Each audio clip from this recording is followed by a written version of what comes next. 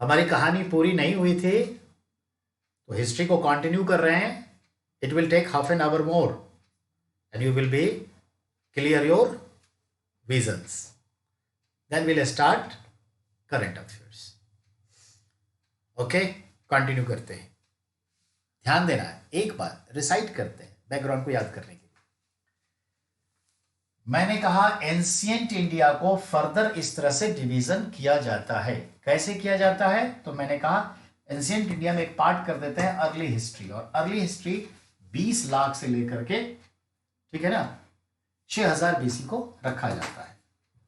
अब उस early history में एक आता है, ठीक है, पैलियोलिथिक एरा, पूर्व पाषाण काल जब आरंभ होता है. तो पैलियो मतलब होता है, पैलियो मतलब ओल्ड, लिथस, तो 20 लाख से लेकर 12,000 का पूरा टाइम है इसका, बीसी कह दीजिए. मेसोलिथिक एरा आ जाता है मध्य पाषाण काल से लेकर के, तो देखते हैं मेसो माने बीच का, 12,000 बीसी से 10,000 बीसी आ गया. और नियोलिथिक एरा जो हुआ नव पाषाण काल, वो 10,000 से लेकर 6,000 बीसी के आसपास आ जाता है. तो अर्ली हिस्ट्री वाले 20 लाख से 6,000 बीसी कवर कर लिया, ठीक है ना. तो अगर आप इन तीनों पार्ट को देखते हैं तो 20 लाख से 6,000, तो आप 20 लाख से शुरू करते हैं, 6,000 पर आ जाते हैं. तो ये 3 पार्ट है, ठीक है, ये ध्यान में रखिएगा. अपार्ट फ्रॉम दिस, ठीक है, अपार्ट फ्रॉम दिस हमें बात करनी है.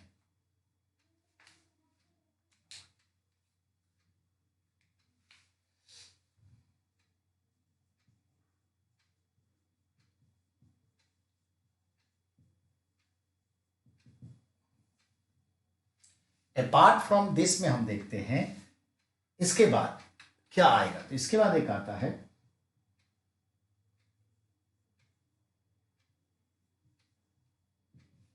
Chalcolithic era.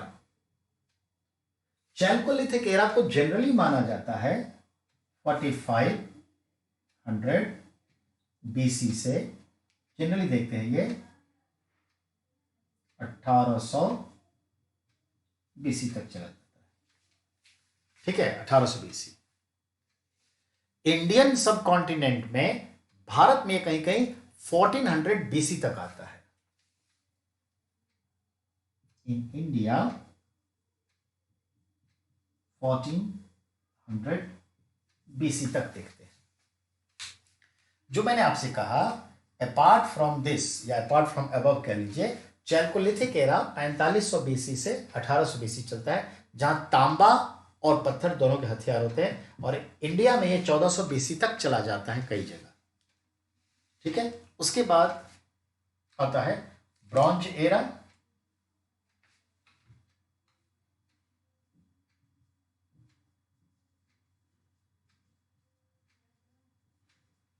जिसमें 4 सिविलाइजेशन आ जाता है.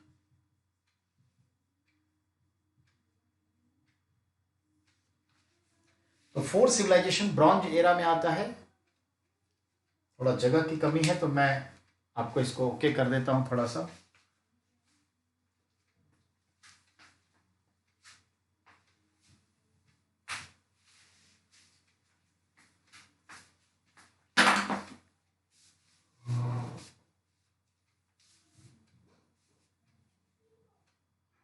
ठीक है, मिटाया जा सकता है.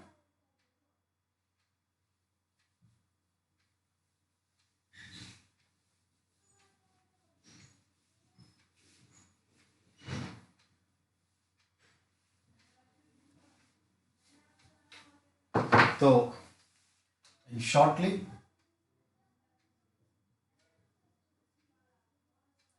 अर्ली हिस्ट्री में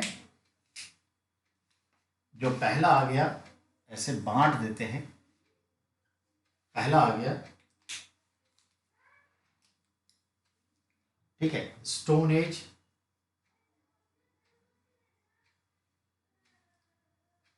दूसरा, स्टोन एज के बाद दूसरा उठा लेते हैं कॉपर स्टोन एज. तीसरा उठाते हैं ब्रॉन्ज एरा. चौथा उठाते हैं megalith. Era.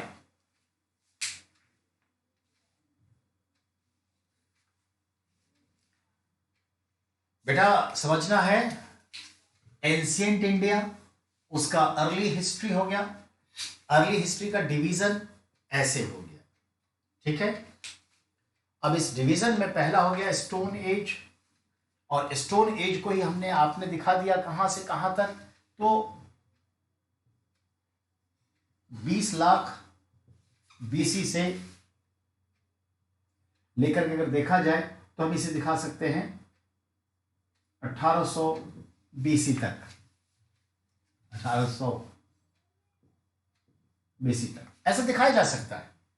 Copper stone age को देखते हैं हम, अगर कहां से उठाया जाए तो देखिएगा स्टोन एज यहां है। अब ये स्टोन शब्द, यहां भी तो स्टोन है ना, ये कॉपर स्टोन एज कहां से कहां तक देखेंगे, तो हम इसे उठा लेते हैं जनरली 45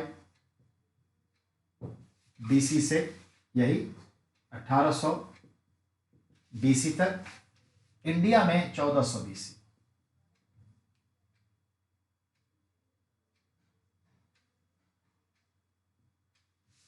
बस आपको यह ध्यान में रखना है कि ये सारे जो parts of development of history हैं पूरे दुनिया में एक ही समय में एक ही जैसा हुआ होगा नहीं। आज अमेरिका का डेवलपमेंट देखिए, इंडिया का देखिए, इंडिया में मुंबई का देखिए, दिल्ली का देखिए, अंडमान निकोबार का देखिए, नागालैंड का, मिजोरम का देखिए, विद इन द इंडिया अलग अलग रिलीजन कम्युनिटी का देख लीजिए, सबका सोच विचार डेवलपमेंट वे ऑफ लाइफ सबका अलग अलग है। तो डेवलपमेंट का सीक्वेंस सब जगह टूटता है एक ही टाइम में। आप देख लीजिए अमेरिका, वाशिंगटन डीसी, न्यूयॉर्क से उठ जाइए और अंडमान निकोबार तक चले आइए, सबका अलग अलग है। Same time is going on but the different life style, that is called the development of the way is very different. Bronze era को देखते हैं, तो ब्रॉन्ज एरा जनरली कब से माना जाता है, तो ऐसे 3500 बीसी से 1750 बीसी। अब आता है मेगालिथ, तो मेगालिथ कहां माना जाता है, तो मेगालिथ माना जाता है ये साउथ इंडिया में है,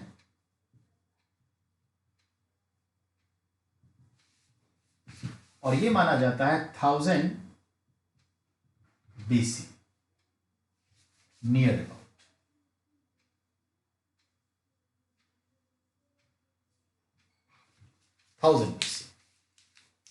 बेटा जब बड़ी बड़ी किताबें पढ़ेंगे तो ये सब थोड़ी अंडरस्टैंडिंग में दिक्कत होगी, पर घबराइए मत, बहुत सिंपल ही है ये।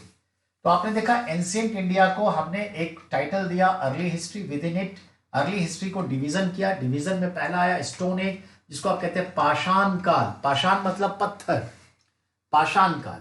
पाषाण काल को हम कहते हैं तो 20 लाख बीसी से लेकर 1800 बीसी तक चला जाता है।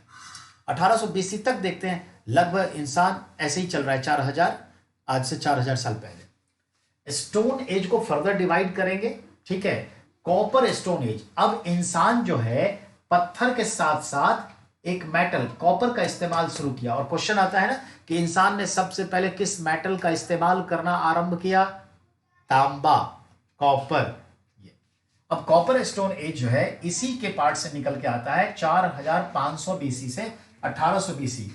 इंडिया का कुछ ऐसा साइट्स है जैसे कायथा है, नाम सुना होगा, गिलुंद है, नाम सुना होगा, तामवती भी, इनाम गांव, इन सब जगह में जो ब्रॉन्ज मिले हैं बहुत लास्ट तक मिले हैं। तो ऐसे कुछ साइट हैं जहां पर ब्रॉन्ज के जो उनके कॉपर के जो उनके हथियार हैं 1400 बीसी के आसपास हमको मिलता है। ये याद रखिएगा 1400 बीसी के आसपास तक मिलता है हमें, इसलिए इंडिया के कंसेप्ट में 1400 बीसी कर दिया। अब आइए ब्रॉन्ज। ब्रॉन्ज मतलब क्या है, मेटल है, एलॉय है, तांबा और टीन से बना है, 90:10 का है, तो एक डेवलपमेंट है टेक्नोलॉजिकली।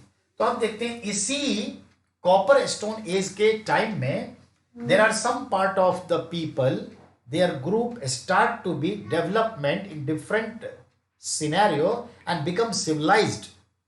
तो 3500 बीसी के आसपास से लेकर 1750 बीसी के आसपास हम देखते हैं जो डेवलपमेंट हुआ ब्रॉन्ज एरा का। टेक्नोलॉजिकल ये नाम है, इसी में आता है चारों सभ्यता, विश्व की जो 4 सभ्यताएं हैं ना, all 4 civilization come under bronze era.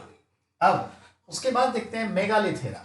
South India में, एक्सट्रीम फार साउथ में थोड़ा सा डेवलपमेंट देखते हैं, स्लो प्रोसेस में था। तो वहां पर हम देखते हैं कि बड़े बड़े पत्थरों के खंभे लगे हुए हैं और छोटे छोटे पत्थर भी लगे हुए हैं। और ये लोग पशुपालन सभ्यता के लोग थे, चरवाही पर ज्यादा थे, और फूड कलेक्टर के साथ साथ थोड़ा बहुत अनाज भी ग्रो करने लगे थे। पशुओं को हजारों की संख्या में पालते थे। तो उनके दो साइड्स हमें, एक ब्रह्मगिरी और एक आदि चन्नलूर, एक कर्नाटक तमिलनाडु में मिले, जिससे पता चलता है कि ये लोग 1000 BC के आसपास इन तमिलनाडु, कर्नाटक, आंध्र प्रदेश के क्षेत्र में रहते थे, जिन्हें हम लोगों ने उनके मिले हुए पत्थरों के नाम पर कहा मेगालिथ। मेगालिथ मतलब महापाषाण, बड़े बड़े पत्थर गड़े हुए मिले हैं, तो ये नाम दिया है। तो इस तरह से आप देखेंगे। अब हम इस स्टोन एज को फर्दर डिवाइड करेंगे। Now I have to divide this stone age, और यहां से आपको एक सीक्वेंस सिस्टम समझना स्टार्ट हो जाएगा और सवाल भी आएंगे।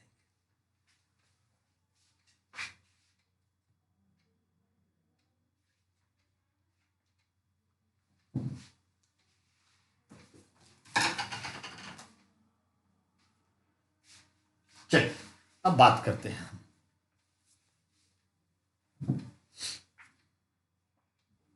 ठीक है, समझ गए? मिटा देता हूं इसे।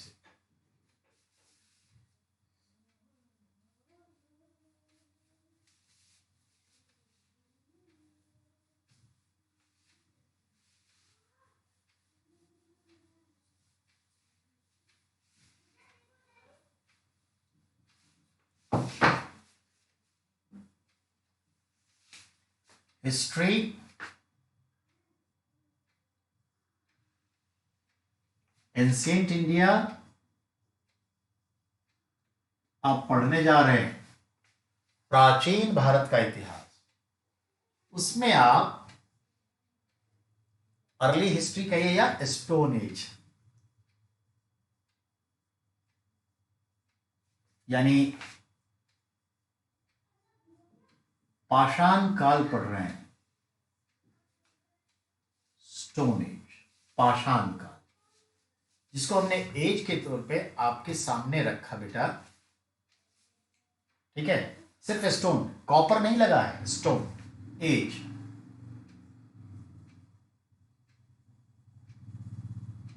बीसी से हम इसे 6000 बीसी के रूप में देखेंगे, 6000 BC। अब इसका जो डिवीजन करेंगे पार्ट, तो इसके पार्ट्स हम बेसिकली करेंगे 3 पार्ट। और पहला पार्ट जो हो गया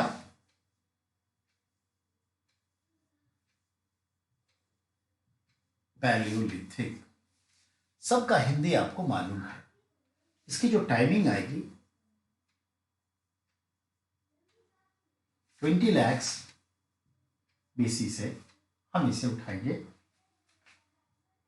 12,000 BC। ठीक है, अब इसको फर्दर डिवाइड करेंगे। ठीक है, पैलियोलिथिक, पैलियो, ओल्ड, लिथस पत्थर। अब इसको क्या कहते हैं हम लोग? पूरा पाषाण काल। ठीक है, अब पूरा पाषाण काल का संदर्भ हम देखें तो क्या क्या संदर्भ बनता है उस पर अब आइए। क्लियर हुआ बेटा? पूरा पाषाण काल। अब इसको फर्दर डिवीजन करेंगे। It also divided in further 3 parts और तो याद रखिए बेटा, पैलियोलिथिक जो 20 लाख से 12,000 है, जिसे पूरा पाषाण काल कहते हैं, इट ऑल्सो, ये भी फर्दर डिवाइड हो जाता है 3 पार्ट में। उस 3 पार्ट में जो पहला होता है उसमें शब्द लगाएंगे अर्ली पैलियो लिथिक एरा, इसको हम दिखाएंगे 20 lakhs, ठीक है, कहीं कहीं 2.5 lakhs दिखाएगा, ठीक है, या 2.5 lakhs से लेकर के 1 lakh BC, गौर फरमाएंगे। दूसरा जो पॉइंट हुआ अर्ली के बाद, मिडिल पैलियोलिथिक एरा, और ये हो जाता है 1 लाख BC से 40,000 BC, ठीक है। तीसरा जो होता है मिडिल के बाद, लेटर, ठीक है, पैलियोलिथिक एरा, जो डिवाइड हो जाता है 40,000 BC से 12,000 BC, ये हुआ, ठीक है। अर्ली, मिडिल, लेटर, और आपने देखा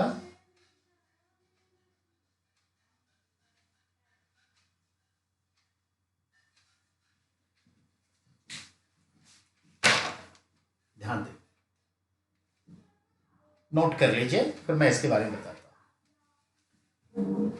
स्टोन एज पाषाण काल further divides in 3 parts, subdivision, that's called the parts known as subdivision, ठीक है।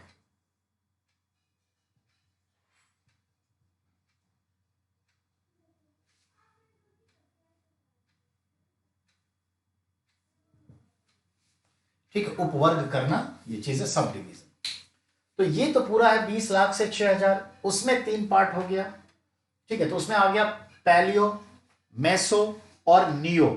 तो अब पैलियो उठाया 20 लाख से 12,000, अब 20 लाख से 12,000 को उठाया तो उसके फर्दर 3 सब डिवीजन।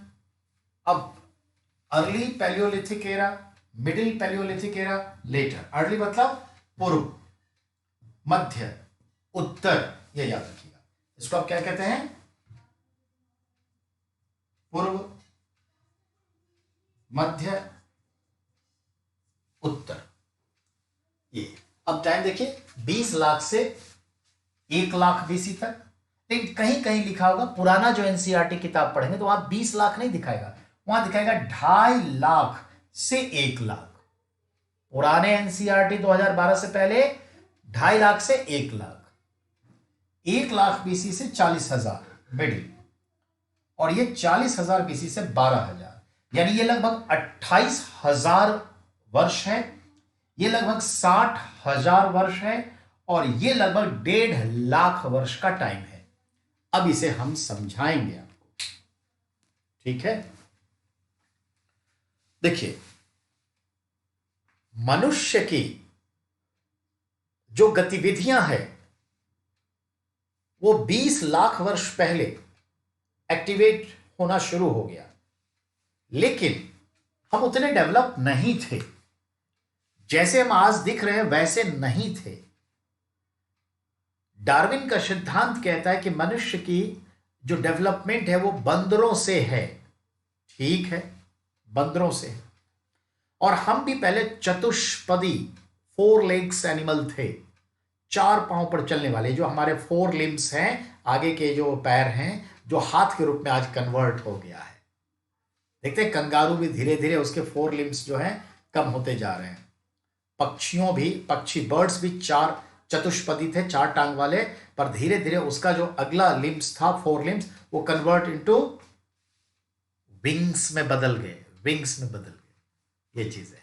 तो कहने का मतलब ये है बेटा कि जो 4 लिम्स वाले हम लोग थे, समय के साथ इरेक्ट होते गए, झुके हुए थे, धीरे धीरे धीरे धीरे धीरे धीरे धीरे 90 डिग्रीज पर इरेक्ट हो गए। तो ये याद रखिएगा, डेवलपमेंट 20 लाख से। हमें 18 लाख वर्ष पहले का,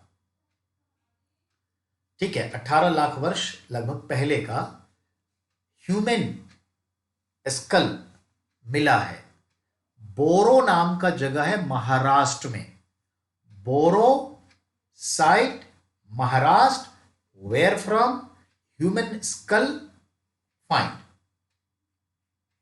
पर उससे कोई मतलब नहीं है कि ये गतिविधियों के बारे में, पर मिला।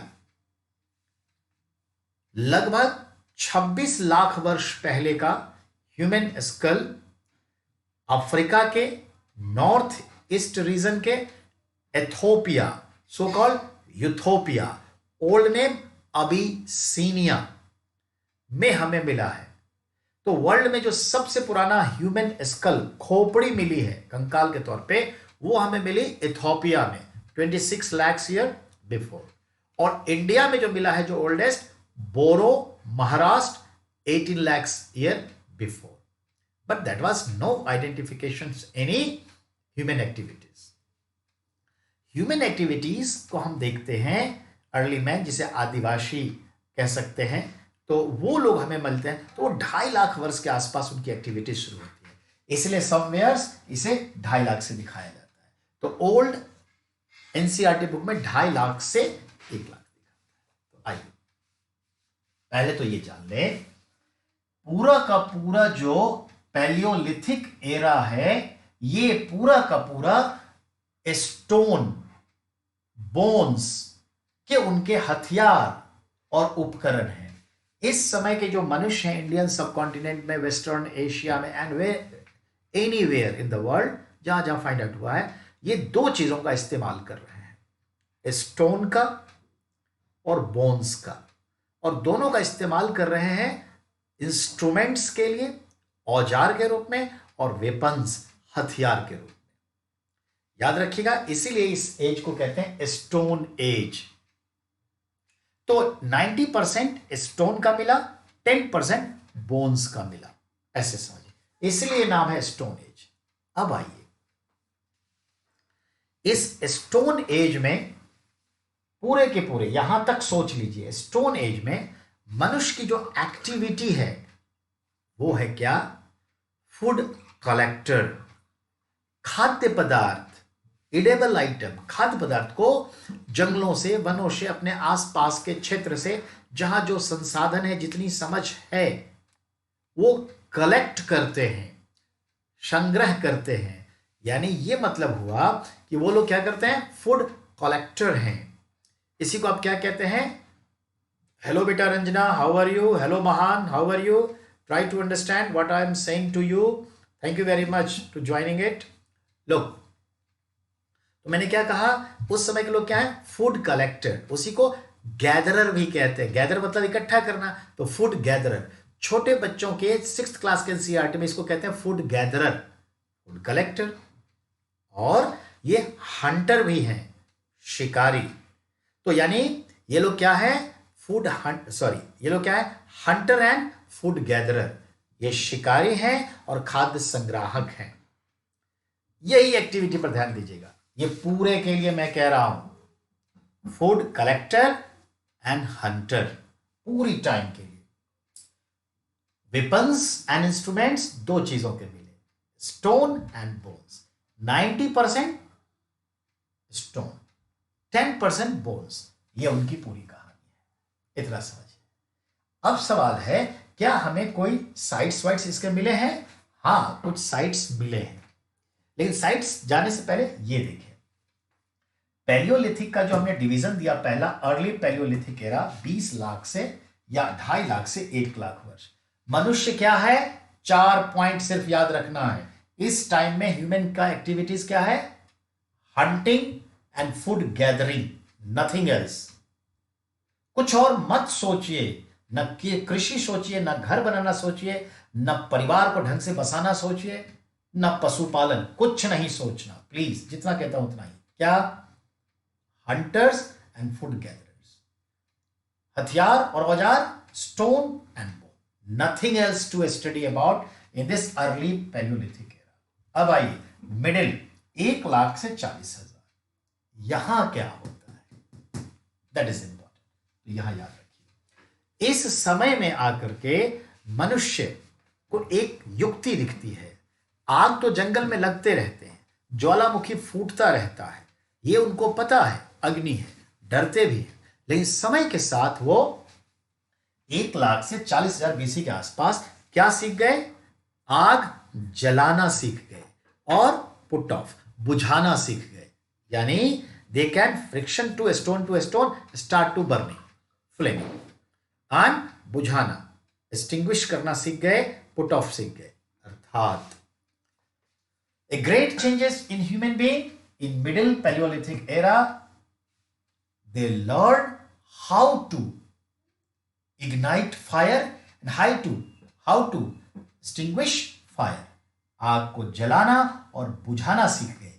अब समझिए, तो हम बता रहे हैं मिडिल स्टोन एज में 5 अच्छी बातें।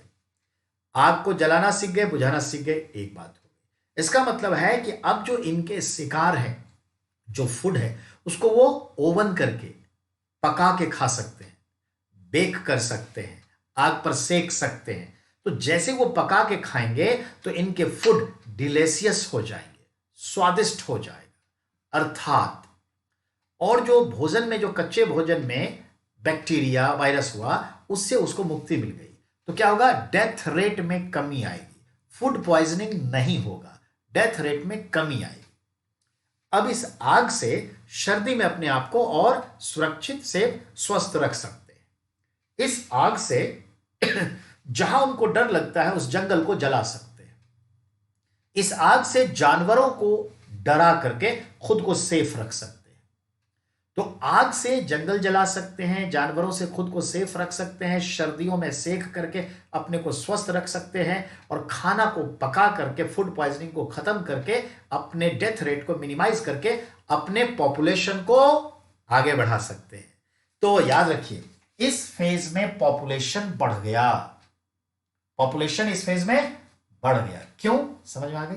चलिए, ये सब नया एडिशन आया, लेकिन वो जो पुरानी बातें हैं, hunters food gather as it is है, वेपन्स एंड इंस्ट्रूमेंट्स जो स्टोन और बोन्स के हैं एज इट इज है, ये ध्यान रखिएगा। अब आ जाइए, अब हम देखते हैं लेटर।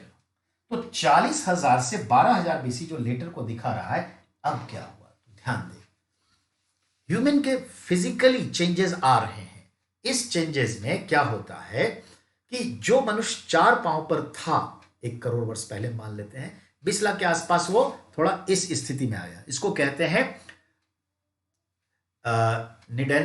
निडेंडरथिल ह्यूमन बीइंग, और एक कहते हैं रामापिथेक्स। तो रामापिथेक्स भी है और निएंडरथिल भी है, और इसी से धीरे धीरे धीरे धीरे धीरे धीरे जो ऐसे था मनुष्य, वो धीरे धीरे धीरे धीरे धीरे 90 डिग्री में इरेक्ट हो गया। ठीक है, 90 डिग्री में इरेक्ट हो गया। तो ये 40,000 बीसी के आसपास हमारे जो इंसेस्टर्स थे, वो अब क्या हो गए? 90 डिग्री, सुनील सर की तरह जो है खड़े हो गए, 90 डिग्री पर 2 पांव पर चलने लगे, अपने को बैलेंस कर लिया धीरे धीरे फिजिकल चेंजेस की वजह से, उनकी एक्टिविटी की वजह से। अर्थात एक शब्द है होमो। होमो मतलब होता है हमारे जैसा, अपने जैसा, और शेपियंस, होमोसेपियंस, अर्थात इसी को कहते हैं होमोसेपियंस, अति नूतन मानव, आधुनिक मानव, erect human being, modern human being. जो हम लोग हैं मॉडर्न में है, लेटेस्ट है तो मॉडर्न है, जो लेटेस्ट है वो मॉडर्न है। और हमारे जो पूर्वज थे, इंसेस्टर्स, वो हमारे जैसे कब हो गए 90 डिग्री वाले? तो याद रखिएगा 40,000 साल बीसी। तो आपसे यही तो सवाल पूछता है ना कि होमोसेपियंस कब हुए, होमोसेपियंस का प्रादुर्भाव इमरजेंस कब हुआ? 40,000 BC, emerging of erect human being, यानी होमोसेपियंस, यानी हमारे जैसे मानव का आविर्भाव हुआ, जन्म हुआ। जन्म नहीं मतलब डेवलपमेंट की थ्योरी में डेवलप्ड हो गए, ये याद रखिएगा। अर्थात ये कब आ रहा है? तो हम क्या बोलेंगे? Later palaeolithic era.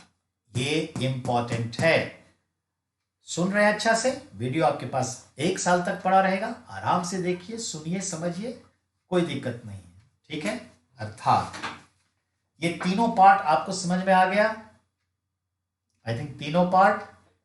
और वो स्टोन एज वाला सिस्टम तो रहेगा। तीनों में ये खाद्य संग्राहक हैं, तीनों में ये जो है हंटर्स हैं, तीनों में ये स्टोन के हथियार वेपन्स और बोन्स के अपनाते हैं। प्लस जो एक चेंजेस हुआ वो ये कि यहां पर आकर के इनके चेंजेस हो गए फायर, और यहां पर चेंजेस क्या हो गए, यू कैन अंडरस्टैंड यहां पे क्या चेंजेस हुआ, तो ये ध्यान दें, इरेक्ट ह्यूमन बीइंग, होमोसेपियंस का जन्म होता है। चलिए ये पार्ट आप समझ गए। अब आता है कि इससे जुड़े कोई साइट्स हैं क्या, तो हाँ इससे जुड़े साइट्स को हम लोग देखेंगे। ठीक है, तो यहां पे कुछ साइट्स हैं।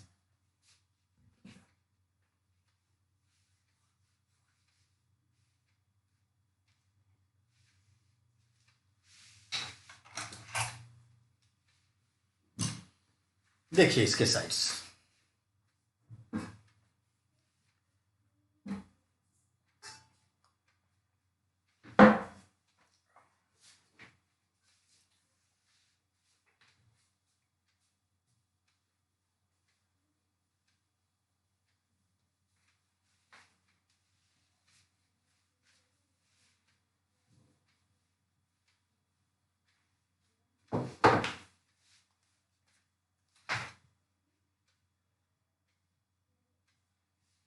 इसके दो साइट्स बहुत फेमस है, इंडियन सब कॉन्टिनेंट की बात हो रही है।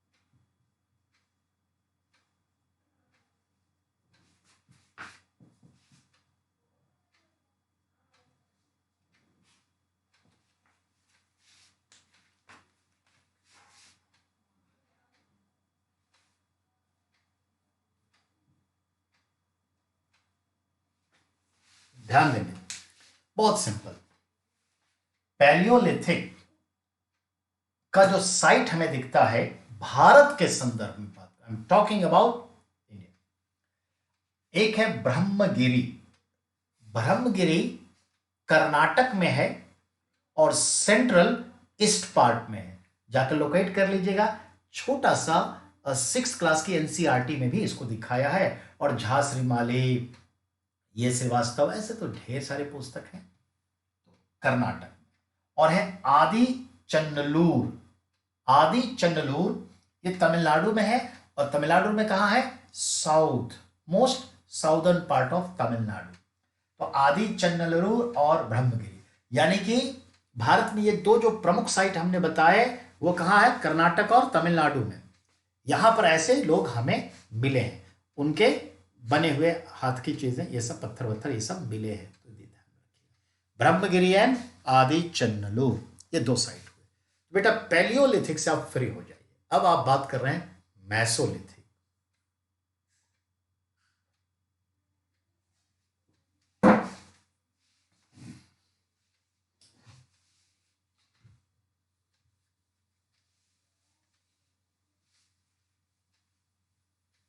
ठीक है,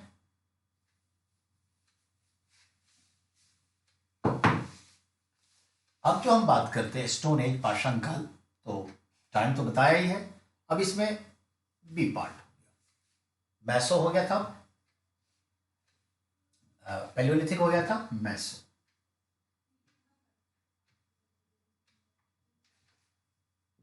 मैसोलिथिक मतलब मध्य पाषाण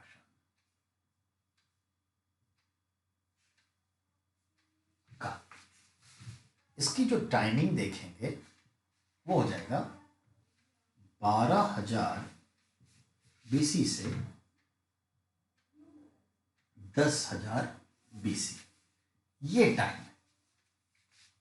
ठीक है, 12,000 से 10,000 बीसी, ये टाइम हमें ध्यान में रखना है।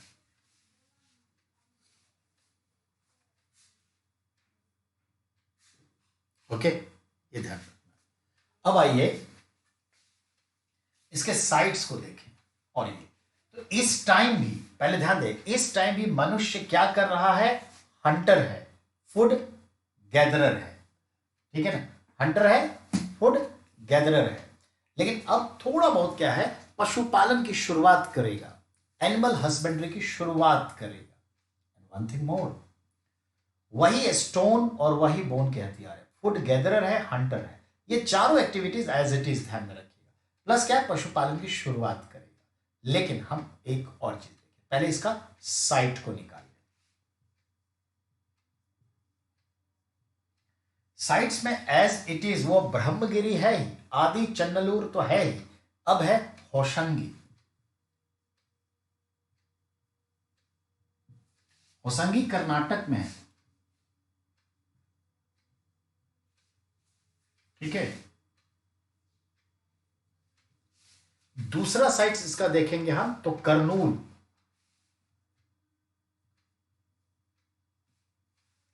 करनूल बेटा आंध्र प्रदेश में है।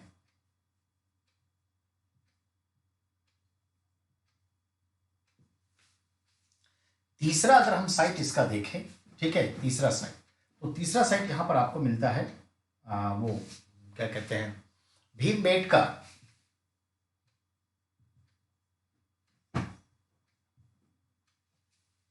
भीमबेटका कहां पे है, भोपाल, एमपी। और कोई साइट है यहां, तो हाँ यहां पर एक साइट है मिर्जापुर,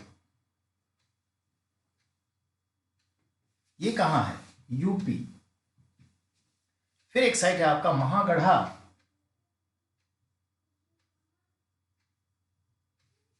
सॉरी आदमगढ़, आदमगढ़ सॉरी,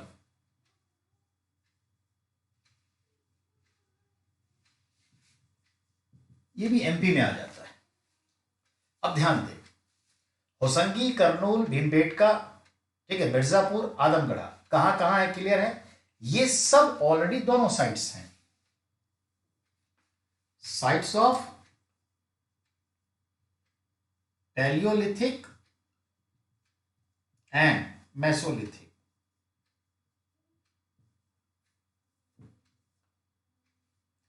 याद रखना है, ये जो साइट्स हैं ये दोनों टाइम की चीजें मिलती हैं। कैसे, तो देखिए, जो पैलियोलिथिक है वो 12,000 के आसपास समाप्त होता है, और मेसो जो है 12,000 से 10,000 माना जाता है।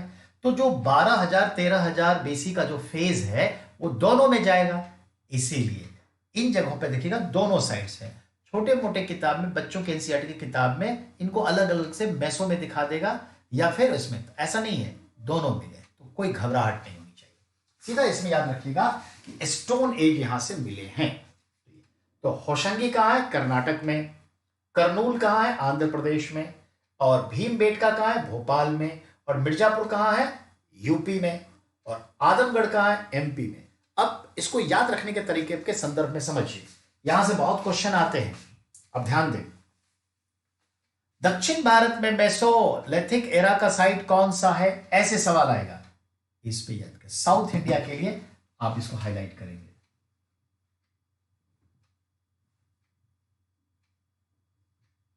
ये हाईलाइट। अब करनूल जो है कहां पे है, आप भी जानते हैं, ये भी साउथ इंडिया में। अब भीमबेटका कहां आएगा, सेंट्रल इंडिया में आएगा। मिर्जापुर कहां आएगा, तो ईस्टर्न इंडिया में आ जाएगा। आदमगढ़ कहां होगा, सेंट्रल में आएगा, यानी उत्तर भारत। यानी ये तीनों अगर देखें तो हम नॉर्थ इंडिया कह सकते हैं।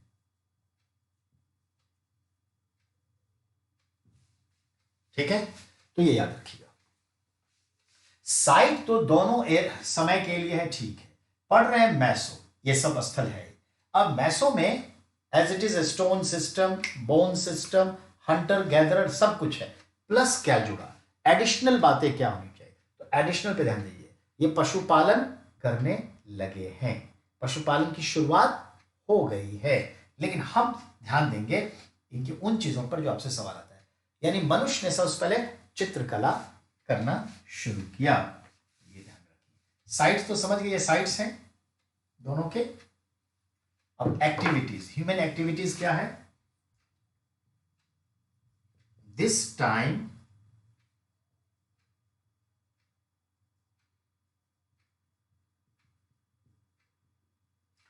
ह्यूमन एक्टिविटीज क्या है, मनुष्य की गतिविधियां क्या है, तो वो पुराने सब वर्ब एज इट इज है। अब इसकी गतिविधि क्या है?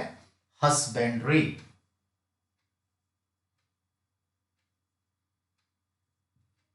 हस्बेंड्री यानी पशुपालन।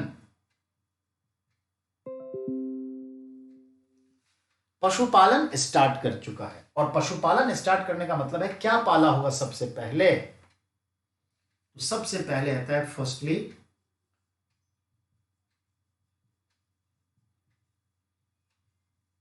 डॉग,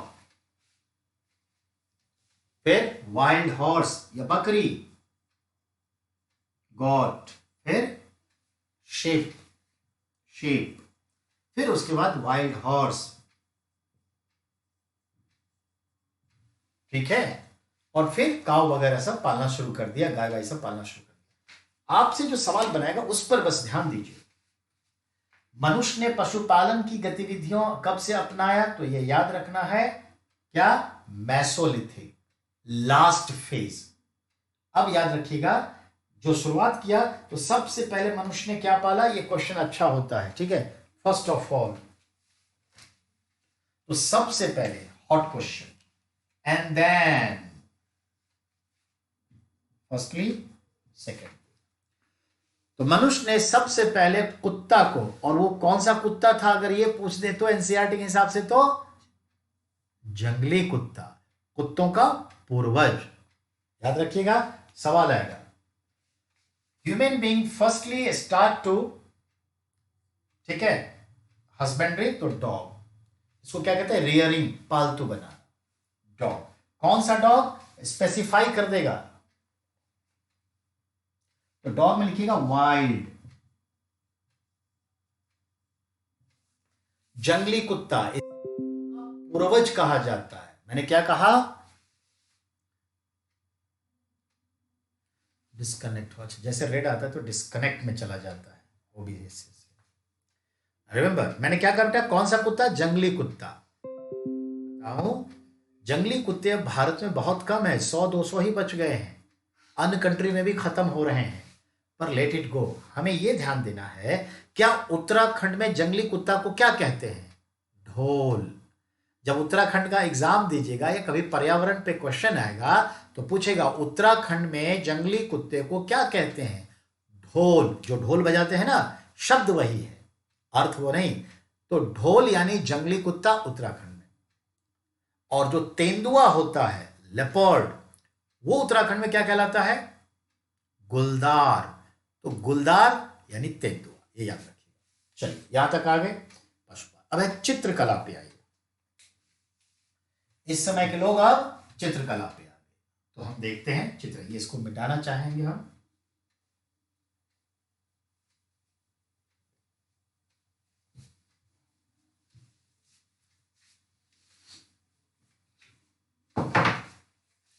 अब इसी समय सेम टाइम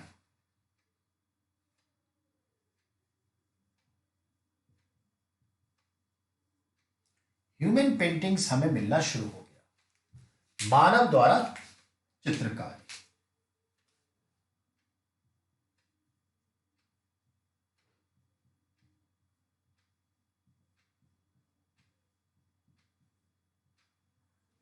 मानव के द्वारा चित्रकारी की शुरुआत हुई, और ये मानव चित्रकारी हमें कहां से मिलते हैं? तो हम देखें कहां करते थे, तो दीवार और छत पर।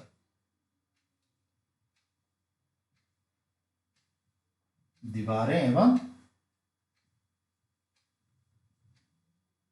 छत पर। तो देखते हैं, wall painting, roof painting start हो गया। सीलिंग, यानी जो सीलिंग्स है, गुफा में रहते थे, केव, तो गुफा के छत यानी सीलिंग्स पे और दीवारों पर पेंटिंग करते थे। अब आप कहेंगे पेंटिंग के लिए क्या इस्तेमाल इन्होंने किया है? तो मैं पहले देखूं एग्जाम्पल,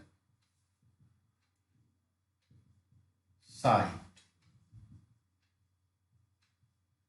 फ्रांस। फ्रांस में एक पेंटिंग मिला, discover 100 years ago by school boys.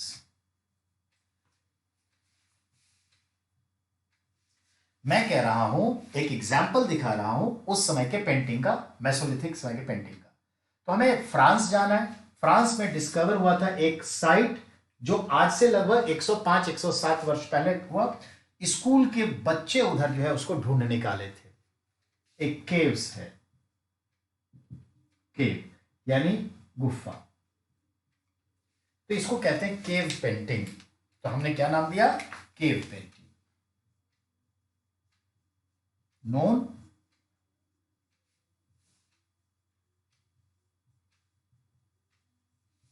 On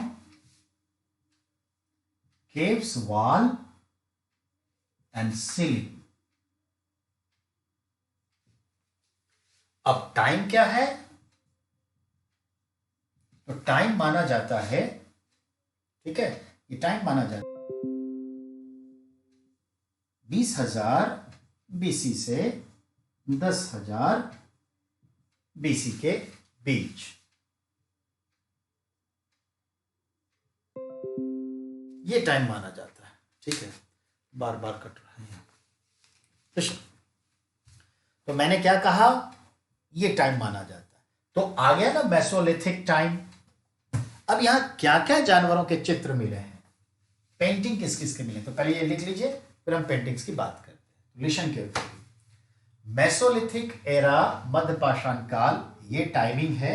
इस समय मनुष्य एनिमल हस्बेंड्री के अलावे पेंटिंग्स पे भी ध्यान दिया और मानव द्वारा चित्रकारी दीवार और छतों पर मिलती है। ऐसा एक एग्जाम्पल फ्रांस में है। गांव में, पहाड़ी क्षेत्र में एक गुफा ढूंढी गई। स्कूल के बच्चे कुछ थे, वो गुफा ढूंढ लिया, अपने गार्जियन को बताए, देखा तो देखा यहां पेंटिंग्स है। तो डिस्कवर हुआ लगभग 100 साल पहले और स्कूल के बच्चों ने गुफा ढूंढी। उस गुफा में जो कुछ पेंटिंग है जिसका नाम पड़ गया गुफा चित्रकला, केव पेंटिंग। और एक केव पेंटिंग केव के वॉल पे और छत पे है, सीलिंग्स पे। लगभग ये 20,000 बीसी से 10,000 बीसी के बीच है। अब सवाल कुछ और इससे,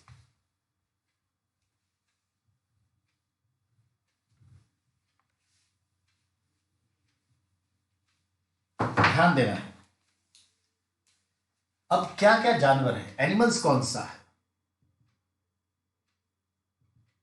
तो यहां पे एनिमल्स जो है वो क्या क्या है, तो देखिए हम यहां पर क्या क्या देखते हैं। पहला तो देखते हैं गैंडा, ये भी दिख रहा है, ठीक है। रेंडियर, रेंडियर भी दिख रहा है। बुल भी दिख रहा है, ठीक है। एंटीलॉप भी दिख रहा है।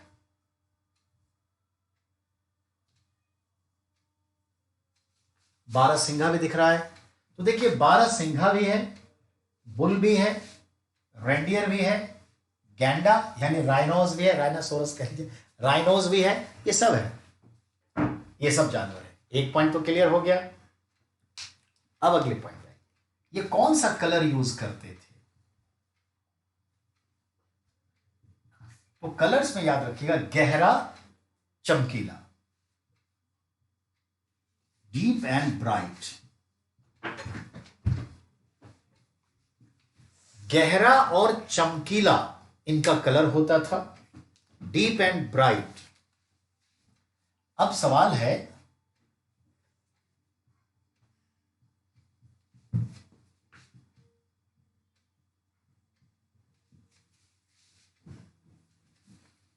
बिकॉज ऑफ रेड,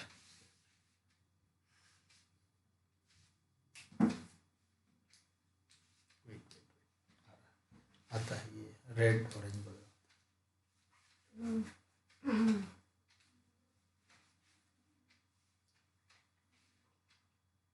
सिर्फ रिकॉर्डिंग कर लीजिए, रिकॉर्डिंग तो होगी ना।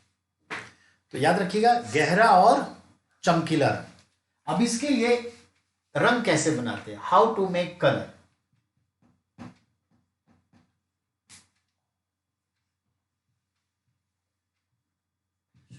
कलर कैसे बनाते हैं? तो यूज आयरन ओर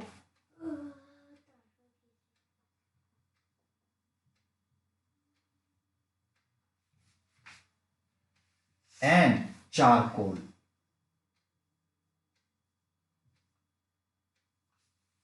याद रखिएगा बेटा, ये इस रंग को बनाने के लिए आयरन ओर और चारकोल का इस्तेमाल करते थे। आयरन ओर एंड चारकोल, ये फिट है क्वेश्चन, याद रखिएगा।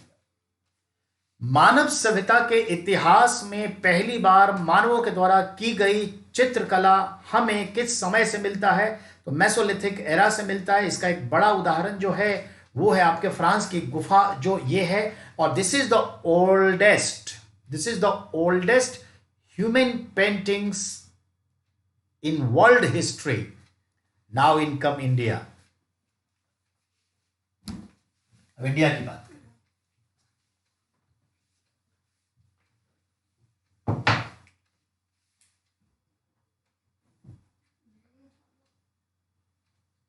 In India,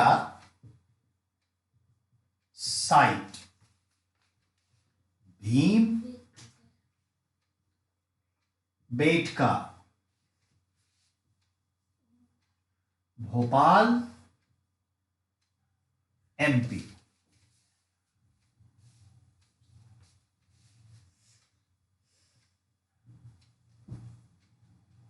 perching bird and human activities.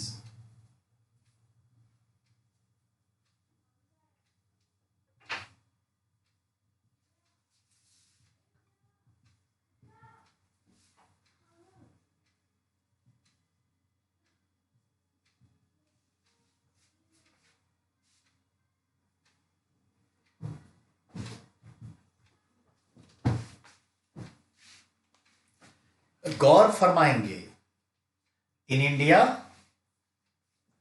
Site क्या है? भीमबेटका, जो भोपाल की पहाड़ी के पास है, एमपी में, यानी सेंट्रल इंडिया में। यहां पर इन लोगों ने उन पक्षियों के चित्र बनाए हैं जो उनके आसपास रहते। ये ध्यान में रखिएगा, उनके जो दाने वाने होते, फूड कलेक्शन के खाते, जो दाने पर जीने वाले पक्षी होते हैं, उसको पर्चिंग बर्ड कहते हैं। ये क्वेश्चन आया हुआ है यूपीएससी में। तो पर्चिंग बर्ड यानी जो दानों पर जीने वाले पक्षी हैं, जो अपने आसपास, जैसे कबूतर है, गौरैया है, मैना है, ये सब उस पक्षियों के चित्र बनाए हुए हैं। प्लस ह्यूमन नेचर का जो डेली एक्टिविटीज है, यानी मनुष्य की जो डेली गतिविधियां, जैसे नृत्य है, संगीत है, शिकार करना है, इन सब की भी पेंटिंग बनी हुई है वॉल पे।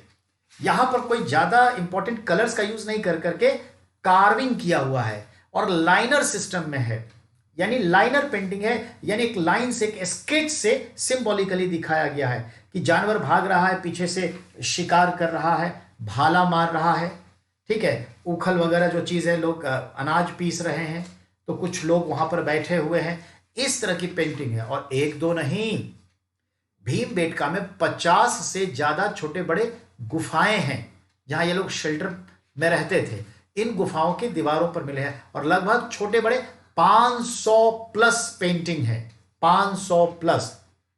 इन India, in Indian subcontinent, the oldest human painting, it is Bhimbetka.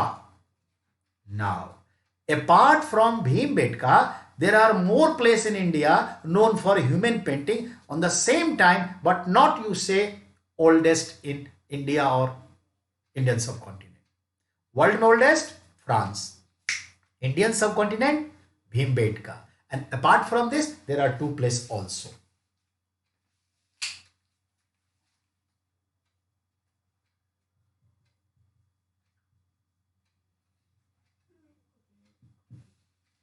तो ये ए हो गया।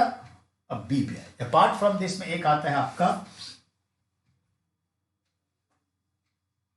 आदमगढ़ एमपी, और सी आता है मिर्जापुर यूपी। तो आदमगढ़ में भी इस तरह के केव पेंटिंग्स हैं, मिर्जापुर में भी केव पेंटिंग्स हैं। ये तीनों मिला के ध्यान में रखिएगा। तो भारत का संदर्भ, वर्ल्ड का संदर्भ ये हो गया। मैसो is clear. Now it's time to be neolithic. Headings देके छोड़ रहा हूं, ठीक है।